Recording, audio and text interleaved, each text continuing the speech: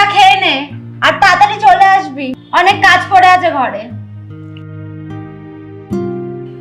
একটু তরকারি দিলে ভালো হতো। ওইসব তরকারি কিছু হবে না, যা দিচ্ছি সেটা দিয়ে খা। আমার বোন এই যে কাঁচা লঙ্কা লবণ দিয়ে শুকনো শুকনো খেতে পারে না, একটু তরকারি। খেতে পারে না মানে? কাজে ঢোকার সময় তো বলেছিলি যা দেবো তাই খাবি দুজন মিলে। এখন কি তরকারি দেওয়া হবে না কিছু? তাড়াতাড়ি যা খেয়ে আয়, ঘরে অনেক কাজ পড়ে আছে। ঠিক আছে।